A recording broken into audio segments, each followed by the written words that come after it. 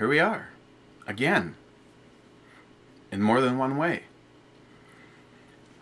I told you the next time we get together we're going to be taking a look at the 2015 offering of Blushing Monk from Founders, 9.2%. Yeah, I reviewed this yesterday. And when I went to pull it off the camera, there was nothing there. Well, there was the first couple of minutes, and then there wasn't. And yeah, I know all you tech-savvy people. Memory card, blah, blah, blah. The memory card was empty because every time I start it, I clear it on out. So I have no idea what happened. I know this thing's been acting goofy, and it goes through batteries like Chuck goes through 1911s. You know, speaking of Chuck, I know it was, boy, I bet you it was almost a year ago. He said he was going to send me out another camera, but you know how things get. Between the cost of diapers and in-house healthcare workers, I'm sure it's really eaten up his finances, so I understand. But today is Sunday, and so this isn't exactly going to come as a total surprise to me what this tastes like. But as a professional, I'll do my best. Let's just say, as a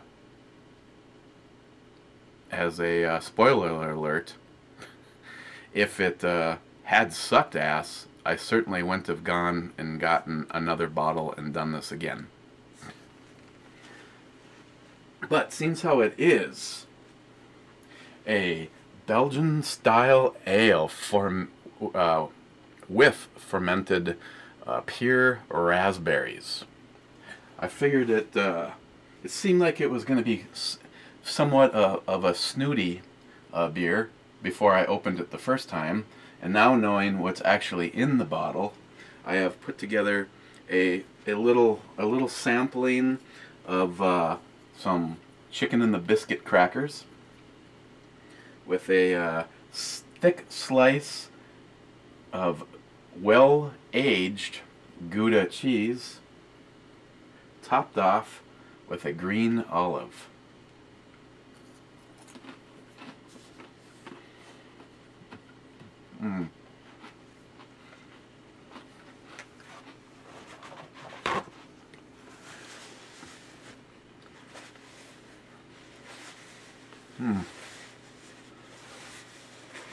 That is Gouda.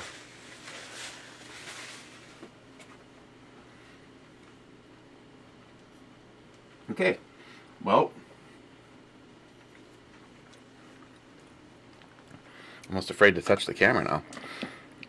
That early present there from William Galakgeist, I ended up mounting that up right alongside the fridge. So, okay, I know it works because I did this. This is almost like Groundhog Day but with beer. So, here's how it goes. Oh, sorry, I forgot. I showed you it yesterday, but no one saw that. Has your typical Founders bottle top, and you just right there, and the cap drops, and 75 later we'll empty it. So thanks again, William. Okay, I wonder what this beer is gonna look like.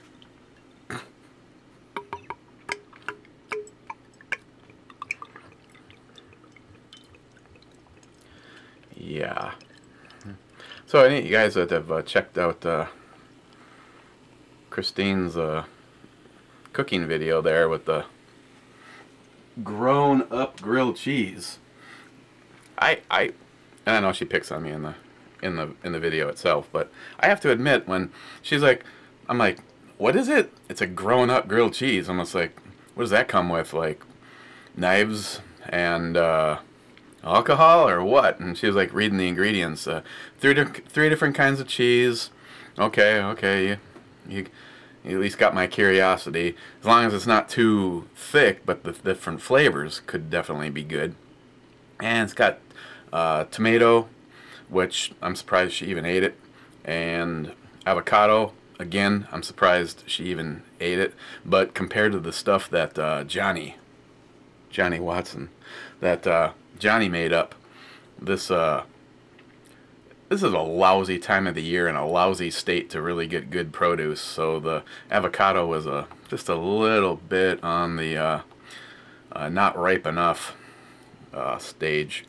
But then let's see, then bacon, and there was crushed red pepper in it, and the one thing that I was like was the basil. I was like, I like basil in like red sauce and stuff, but let me tell you, those are really good, and of course anything with bacon. What did several of you add bacon comments? Stripey McCapus. He made the comment that it's been scientifically proven that any vegetarian meal is much better with bacon. I can see that. Okay, well, while we were talking, the head dissipated, but trust me, it has good carbonation, and it is a very red color due to the raspberries. What does it smell like?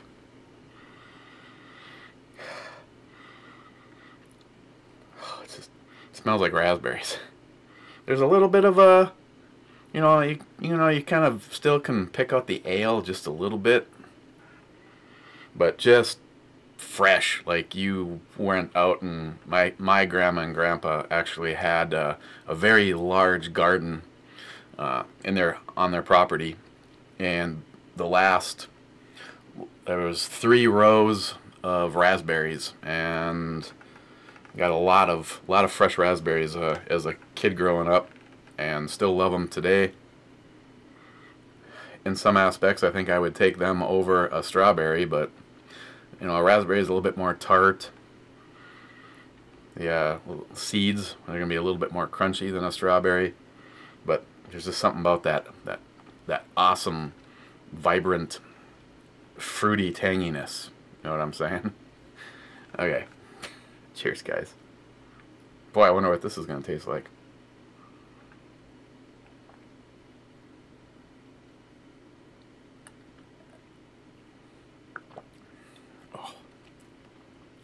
I mean, it's okay.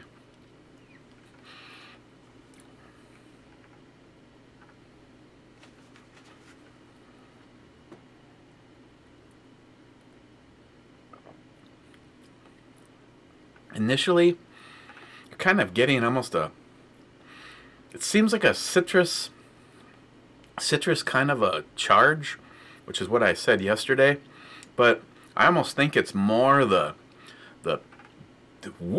pop of the raspberry and that awesome full flavored tardiness that you get from it. But it still could be, but with the Belgium style, it's probably more that initial, it could even be that in the mix of a little bit of carbonation. But yeah, yesterday in the Groundhog Day version of this brew review, I made a comment about it was kind of citrusy, but I'm actually kind of retracting that, which you didn't see that anyway, so if I would have never mentioned it, it would have never been an issue.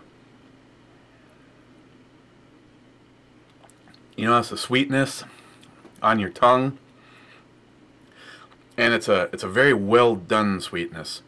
I mean, is it sweet enough for JR10 Desert Gold?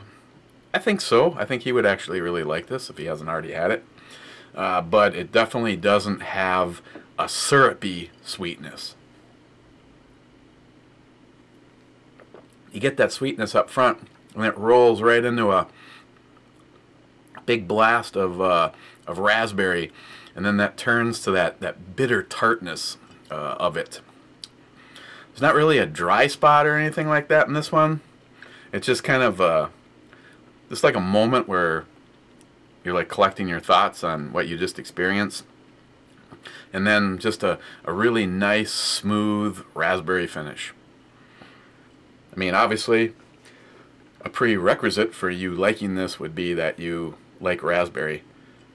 Now, would I say it's a raspberry flavored beer, or is it a kind of beer infused like wine cooler thing? It's kind of in its own little world, honestly. I would say a wine cooler would be that sweetness that you get at the beginning, but it would stay with you the whole way through, if not being a little bit sweeter. I think the mouthfeel.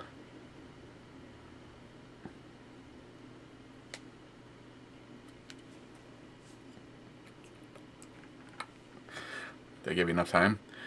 You said mouthfeel. That the mouthfeel is, a wine cooler is really fairly light, and this is a little bit more. It's not. I would say it's like a heavy light or a really light medium.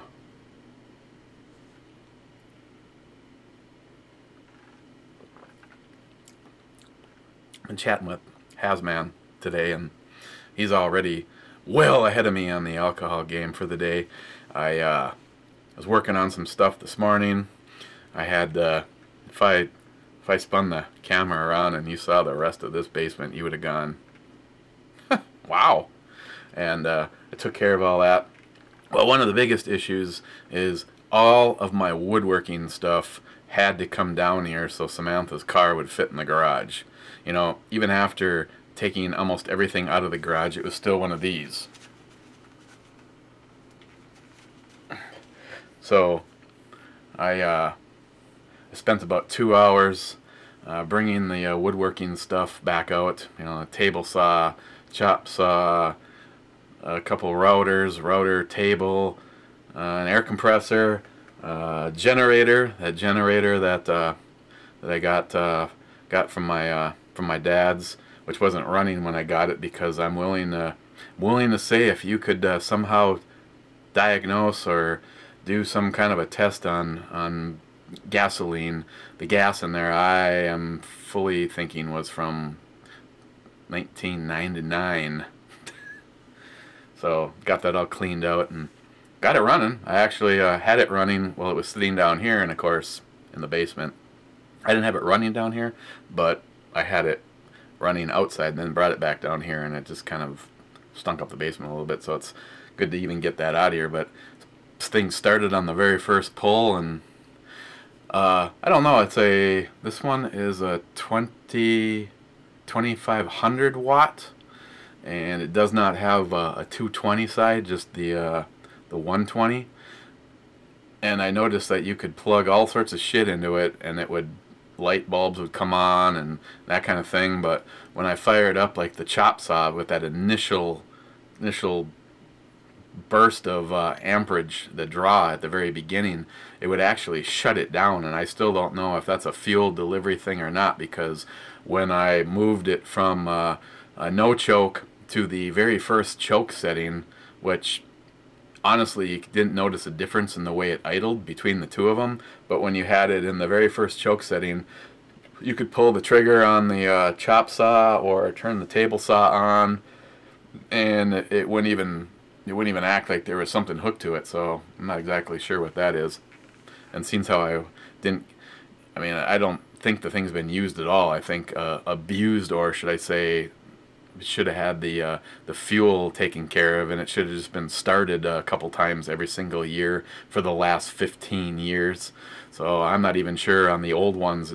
I know on the newer ones that we've used on like job sites and stuff, they'll sit and idle. If you're not using it for something, it just sits and just barely, you can barely even hear the thing. And as soon as you pull the power on like a chop saw or a circular saw or something, the governor automatically kicks in. And this one just has a fairly high idle, and there's no difference in it. But it's also 15 years old, so I don't really know. But yeah, I got all that stuff out of here, and I'm like, it's time to have us a beer. Here we are.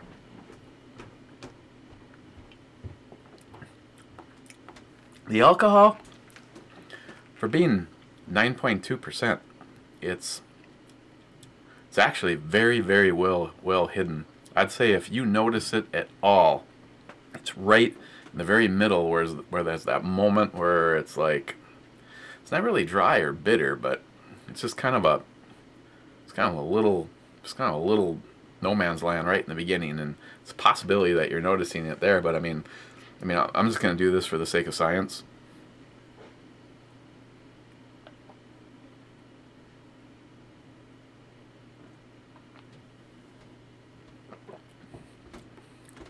Usually when you gulp them down on the really high alcohol content ones, you get like a warming or a burning, and not really at all on this one.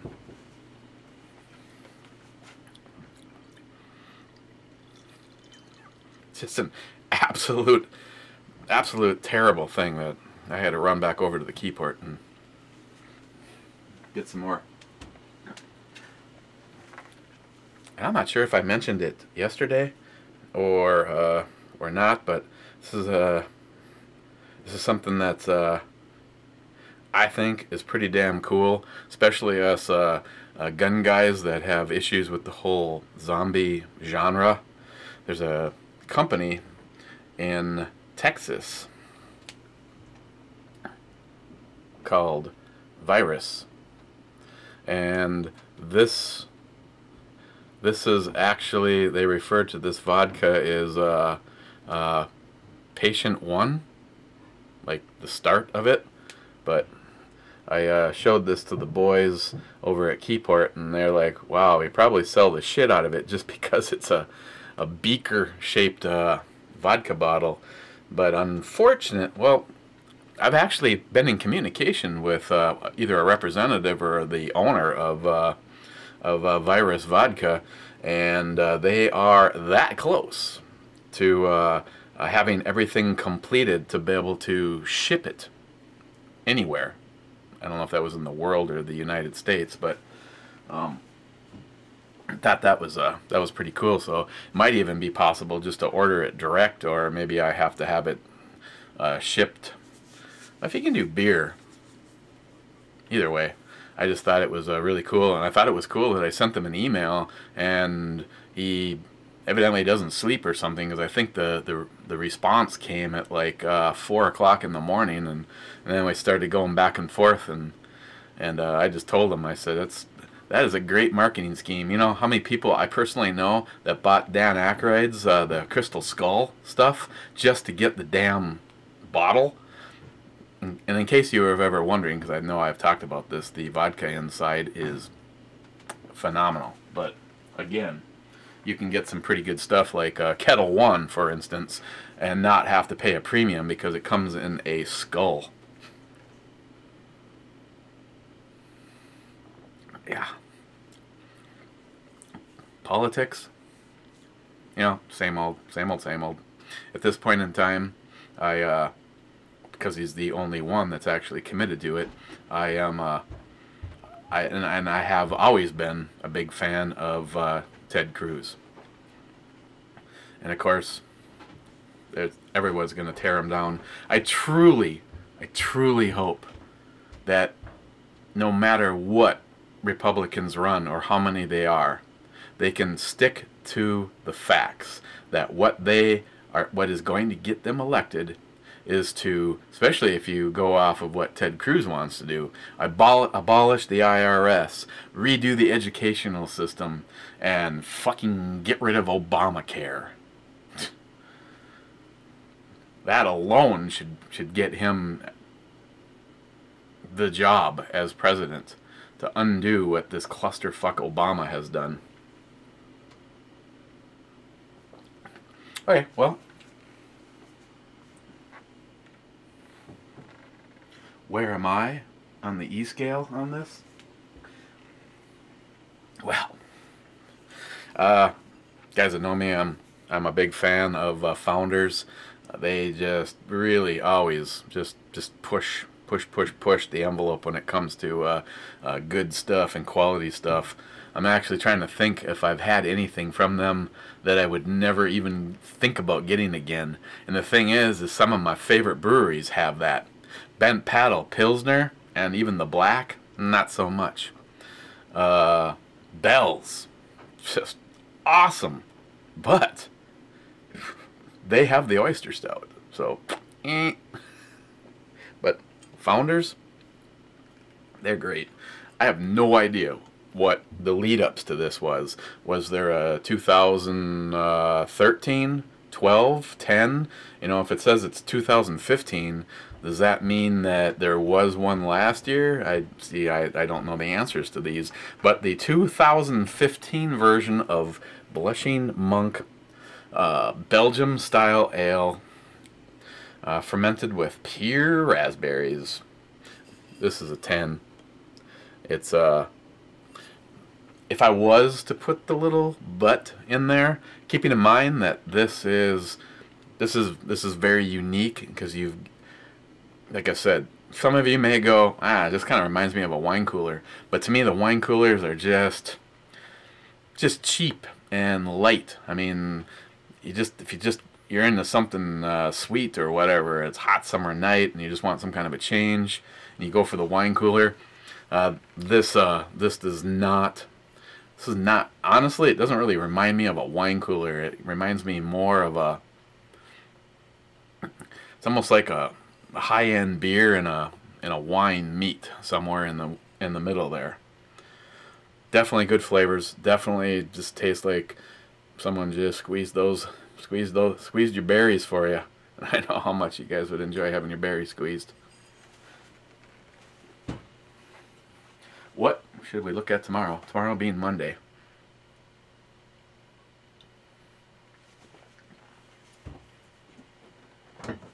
Well, if I stick with what I did yesterday, well, I stood here and that was not running the whole time. Even though I'm almost positive the red light was on because I turned it off. So this all could be happening again. I think tomorrow's going to be a twofer. Mondays are never easy for me. Or any of us, maybe. Let's take a look at the Irish Ale from Boulevard Brewing. Another one from my man Dino. I don't see it. I don't believe there's an alcohol percentage on this one. So we'll take a look at that tomorrow. And as a possible follow-up, because I know I've reviewed this before, but now this could be this year's batch versus last year's. So should it have a slot all to itself, or should we just hang out longer? And you know, I've never even asked you guys that. I know you'd like to see me do like 20 in a row and just make a fool of myself, and then put pictures up on Facebook. But the Burton Batten from Dogfish Head, it's a oak-aged Imperial India Pale Ale coming in at 10%. And I am not sure if this is seasonal. Wow, we definitely got some schmooch there on the bottom. You're not going to probably see it, but well, actually, let me pull out my Through Night. Yeah, I still absolutely love this one. Actually, I don't have one that I'm using that I don't think is great, so still think of that dickweed that's like, oh, look at their marketing, they send them to people. Yeah, that's pretty silly to send them to people to actually use. I think I've moved it, agitated it too much for you to see what I was seeing there a moment ago. But yeah, I'm willing to go with what you guys think. I've done a review on this before. I believe it got a 10. If it didn't get a 10, it got a 9.5. I could look. I don't think it was before the brew e-scale thingy. Want this done separately? Or should we throw it in after the Irish Ale tomorrow? Your call. Because I'm only here for you guys. I wouldn't even think about drinking this beer by myself.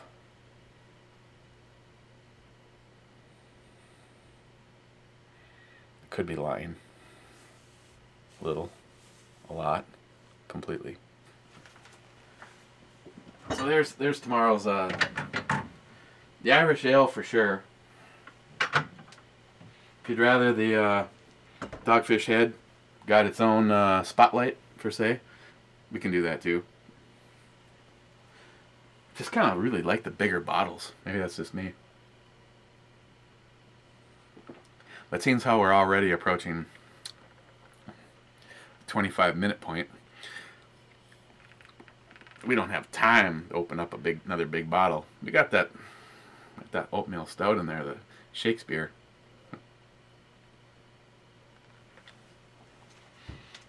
Okay, guys.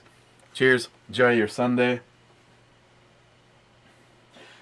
There's just something about an attractive woman wearing little clothes holding a weapon. Maybe that's just me. I doubt it, knowing you guys. Okay, guys. Cheers. We'll see you tomorrow.